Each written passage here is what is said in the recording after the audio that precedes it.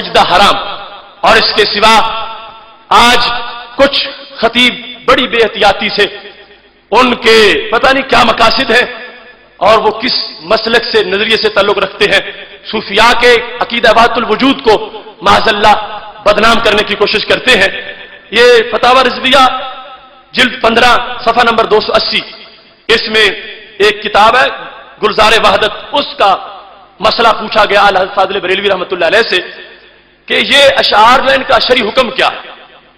لکھے کیا ہے، وہی کوئی اور نہ دوجا، اس بن کوئی اور نہ سوجا، ہر رنگ سے بے رنگی آیا، ہر بھیس سے آپ دکھایا، آپ ہی دیکھے آپ دکھاوے، پھر وہ آپ کو آپ سراوے، کہیں محمد ہو کر آیا، ہادی مادی نام درایا. یہ شعر ہے. اب وہ لوگ کہہ رہے تھے کہ یہ وحدت الوجود ہے، کہیں محمد بن کے آیا. حضرت فاضل بریلوی رحمۃ اللہ علیہ نے اس کا جواب لکھتے ہوئے کہا، بڑا جامع جواب، کہتے ہیں توحید ایمان ہے اور وحدت الوجود حق. توحید ایمان ہے اور وحدت الوجود حق، اور ضام اتحاد الحاد. وحدت الوجود تو حق ہے، مگر اتحاد کا گمان کرنا کہ وہ اللہ ہی ہے جو نبی علیہ السلام کے روپ میں آ گیا ہے، فرمایا یہ الحاد ہے.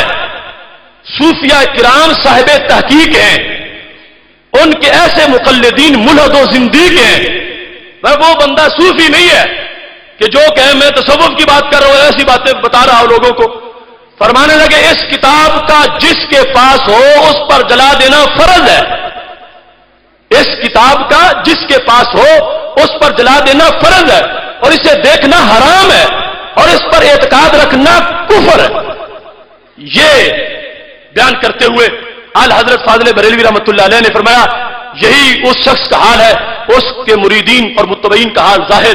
تو اس واسطے اہل سنت و جماعت سچے پھولوں کا نام ہے اور سچے نگینوں کا نام ہے. ہر طرف اس پر حملے ہو رہے ہیں، کئی محاذوں پر حملے ہو رہے ہیں. ان حملوں سے بچانے کے لیے اپنے مسلک کو ہمیں اپنی ذمہ داری نبھانی چاہیے، اور اس سلسلہ میں ہر وقت بیدار رہنا چاہیے.